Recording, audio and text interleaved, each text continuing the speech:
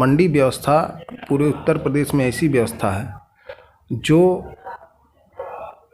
कुबेर का खजाना कहा जाता है। चौराहे पे ठेले वाले हैं जिनको मारा जाता है, पीटा जाता है, भगाया जाता है, उनको हर 2 किलोमीटर पे एक हाट पैट का जगह चिन्हित किया जाए, वहाँ सबको एक जगह बैठाया जाए सड़क पे।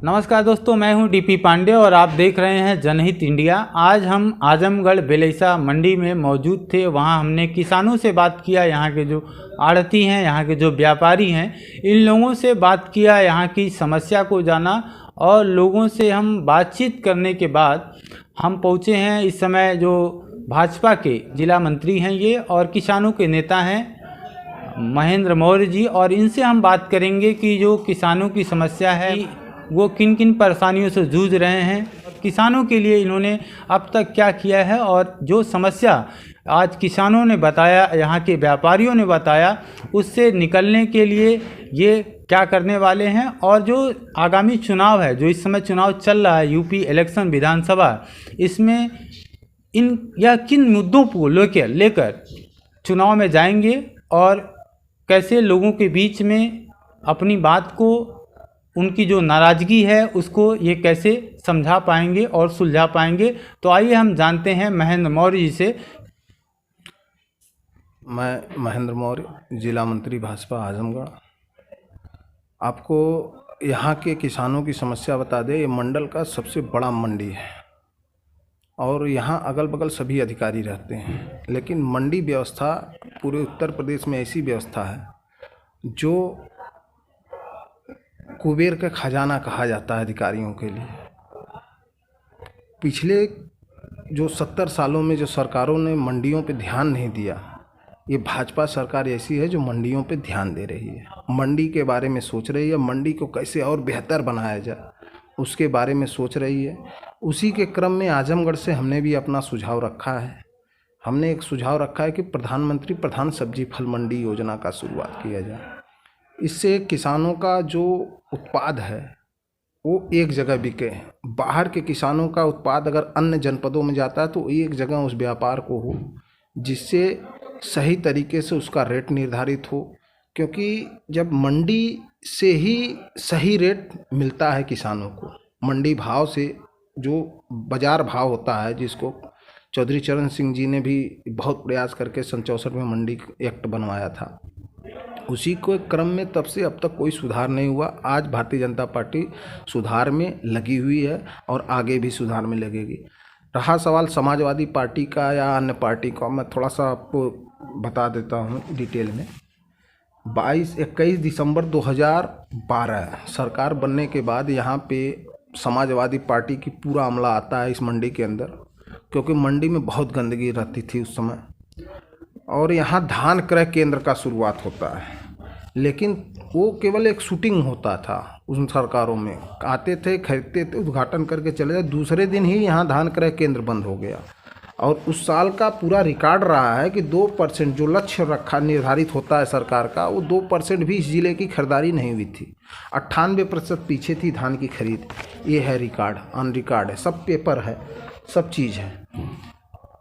सरकार 2017 में बनने के बाद जो रिकॉर्ड, जो धान की खरीद हुई थी, जो भाजपा सरकार ने समर्थन मूल्य के जरिए लोगों के धान गेहूं जितना खरीदा है, उतना किसी सरकार ने कभी नहीं खरीदा। ना तो कांग्रेस ने खरीदा, ना तो उन्होंने खरीदा।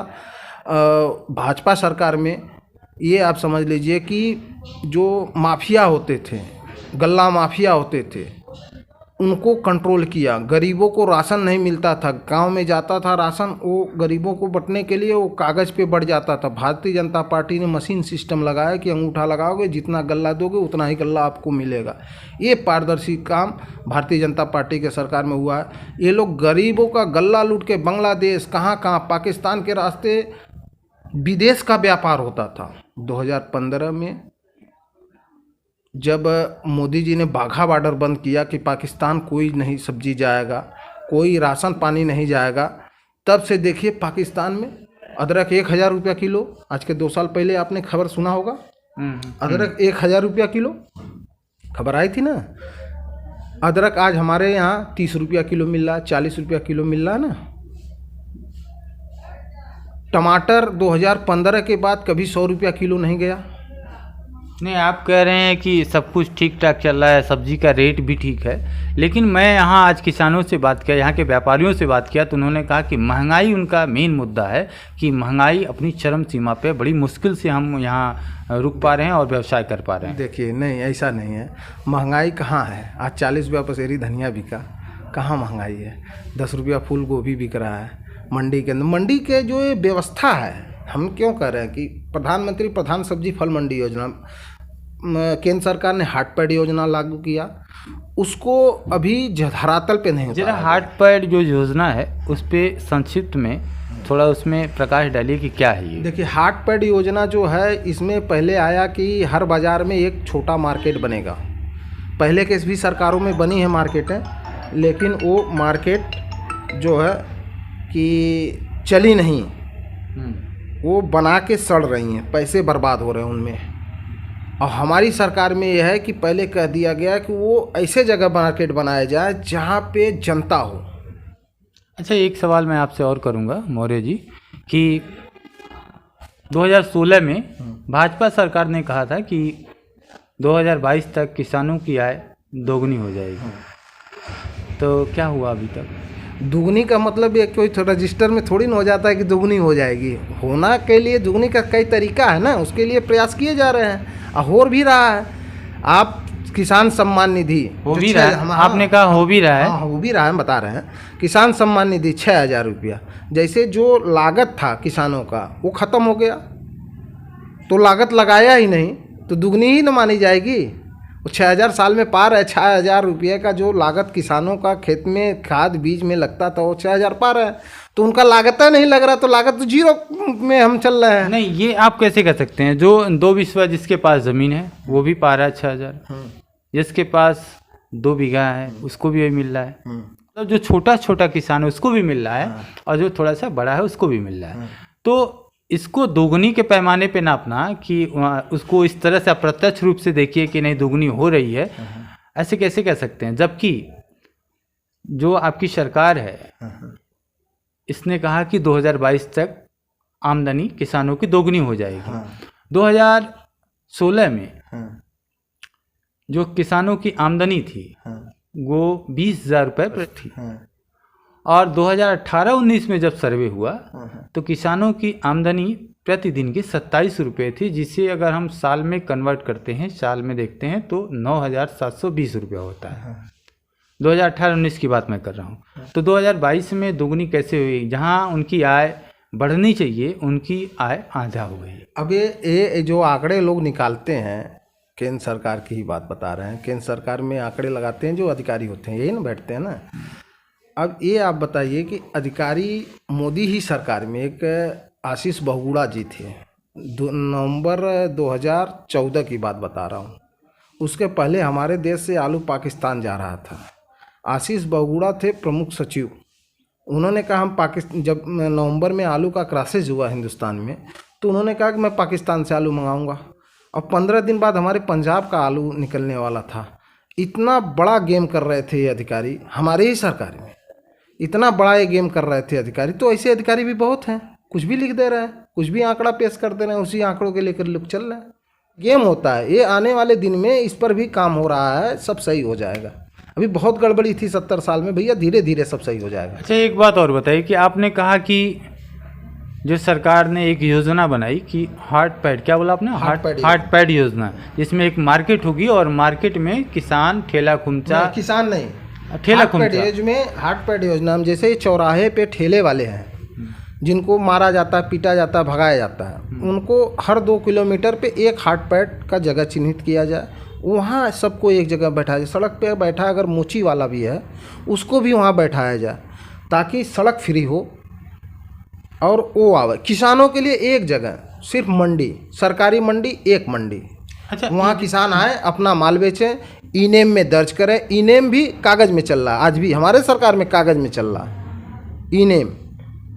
अभी आत्मनिर्भर भारत के लिए माननीय मोदी जी ने कहा कि हम ई नेम से बड़ा काम करेंगे, लेकिन उसमें धीरे धीरे सुधार होगा सुधार। तो जो हाट पैड योजना थी ये धरातल पे उतरी या जुमला ही था? नहीं, अभी जुमला की बात नहीं कर सकेंगे। धरातल में इस पर मेरा निदेशक महोदय से बात हुआ था। इसमें 87 जगह पे 87 हाटपैड 4 साल में 5 साल में ये लोग बना पाए हैं। 4 साल पूरे भारत में? नहीं, पूरे भारत में नहीं, लखनऊ में बना है। हम उत्तर प्रदेश की बात कर रहे हैं अभी। ये हाटपैड, क्योंकि ये पूरे भारत ये योजना कहाँ है? भारत सरकार की उत्तर प्रदेश? भारत सरकार की है, भारत सरकार की है। और इसको प्रदेश सरकार उसको ज़मीन पे उतारेगा योजना को। और ये लगभग 80-87 प्रदेश में हाटपैड बन गए। क्योंकि मैं बराबर लखनऊ जा करके निदेशक महोदय से इसकी मॉनिटरिंग करती हूँ। हमने 4 निदेशक बदल दिए गए भैया इसी चक्कर में, क्योंकि वो एक बार गड़बड़ करते हैं तो हम सीधा रिपोर्टिंग शुरू कर देते हैं अपना कि ये गलत हो रहा, वो गलत हो रहा। अब उसमें बार बार बदले जा रहे हैं निदेशक, तो फिर कितना, अब जो नए आएंगे उनको फिर समझाना पड़ता है। इसी तरह होता है। अब नए डीएम साहब आए हैं, तेज तर्रार लग रहे हैं। अब इनके समझ में आ सकता है कि हमारा हाटपैड योजना हम आजमगढ़ ज़िले में कैसे, ये डीएम के ऊपर था कि हाटपैड डीएम अपने ज़िले में कैसे चलाएंगे उसको। राजेश कुमार जी को मैंने कई बार पत्र लिखा, लेकिन उनके कान में जैसे जूं ही नहीं रेंग रहा था।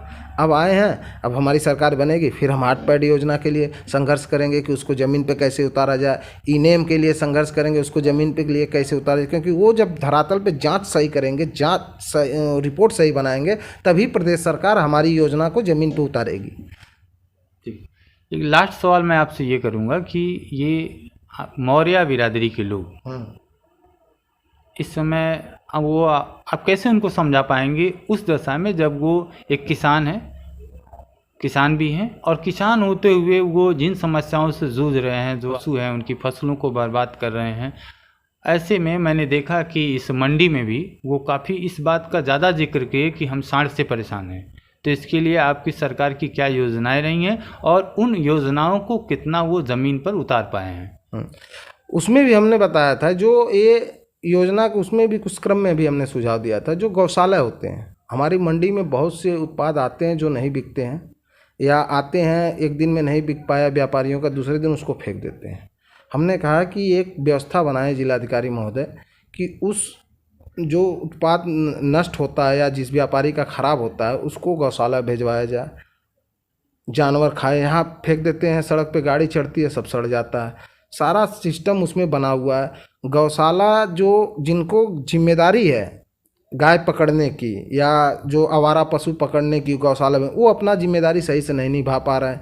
और ना ही बड़े अधिकारी हमारे ज़िले को एकदम, हम बता रहे हैं ना, 2 साल तो हमारे राजेश कुमार जी खा गए ज़िले में, कोई काम नहीं, घर से निकले ही नहीं। अब डीएम साहब आए हुए हैं, अब ये निकल रहे हैं। अब इनको देखना है कि आगे गौशाला, हमारे ज़िले में भी गौशाला की व्यवस्था बहुत बेहतर बन जाएगी। और गौशाला व्यवस्था है, चल भी रहा है। और गायों को, और जो आवारा पशु हैं, आवारा पशु क्या कहेंगे उनको, ये तो हमारे ही घर के हैं, हम तो किसान ही हैं, ये हमारे घर के ही सदस्य हैं। इनको सुरक्षित व्यवस्थित जगह पर किया जाए। इस क्रम में आगे भी सरकार बहुत बढ़िया काम कर रही है, करेगी। तो भाजपा का जिला मंत्री इस बात को किसानों के बीच कैसे समझाएगा, जिस बात की नाराज़गी है कि उनकी फसलें बर्बाद हुई हैं इन पशुओं की वजह से? किसान गुंडागर्दी नहीं चाहता। आपने यहाँ सुना होगा कि यहाँ लोग आते थे, सब्जियाँ लेके चले जाते थे, पैसा नहीं। इतना अराजकता था इस मंडी के अंदर। वो सारी अराजकता आज के डेट में ख़त्म हो चुकी है। इस ज़िले में भी बहुत अराजकता था इस मंडी के अंदर। 2012 के पहले की बात मैं बता रहा हूँ कि इतना बड़ा बड़ा ढोला उड़ता था, इतनी गंदगी, इतनी गंदगी, इतनी गंदगी। और 2012 के पहले जो भी निर्माण कार्य होता था, एक बार गिट्टी सड़क पे बन गया तो 6 महीना तक उसको पूछना में, पल्लेदार पीठ पे इतना बड़ा कंकड़ में पैदल पीठ पे बोरा लेकर ढोता था। लेकिन हमारी सरकार आते ही हमने पूरा प्रयास किया। लगभग 2 करोड़ की लागत से इस मंडी के अंदर वाटर कूलर लगे। तब पानी भी नहीं मिलता था, पानी के लिए लोग भटकते थे। वाटर कूलर लगे, मशीन लगे, और यहाँ पे जो आरसीसी पूरी ज़मीन हुई, कचरा मुक्त हुआ। अब थोड़ा बहुत तो कचरा रहेगा ही, मंडी के अंदर मंडी है तो थोड़ा बहुत रहेगा ही। सफाई भी वही ठेकेदार पुराना ही चला रहे हैं, इस वजह से थोड़ा बहुत दिक्कत है। लेकिन जो ये सांड वाली जो समस्या है, जो किसान है, किसान समझ रहा है। मन के अंदर जिनके कमल बसा है वो कमल पे देंगे, वो शो नहीं करेंगे। ये मंडी है, तमाम लोग आते हैं यहाँ। समाजवादी पार्टी के भी किसान आते हैं, भारतीय जनता पार्टी के भी किसान आते हैं, सभी प्रकार किसान आते हैं। और मौर्य समाज पूर्ण रूप से साधु है। ये वो नहीं चाहता कि फिर से कसाईयों के बीच में हमारे घर के बछड़े और गाय जाएँ। मौर्य समाज ये नहीं चाहेगा। कोई मौर्य किसान ने नहीं कहा होगा कि नहीं ये है, क्योंकि उनके खेत में से घास भी निकलता है तो वो अपना जानवर खिला देते हैं। समझ रहे हैं बात को, उनको बराबर खेत में घास निकालते रहते हैं, उनके जानवर पलते रहते हैं। चलिए ठीक है, हमसे बात करने के लिए बहुत बहुत धन्यवाद। हम अपने दर्शकों को बता दें कि जिनसे हम बात कर रहे थे ये किसानों के नेता हैं और भाजपा के जिला मंत्री हैं। इन्होंने एक लंबी लड़ाई लड़ी है किसानों के लिए, और किसानों के लिए जो हर संभव प्रयास हो सकता है ये करते रहते हैं और आवाज़ उठाते रहते हैं। जनहित इंडिया पे मैं हूँ डीपी पांडे।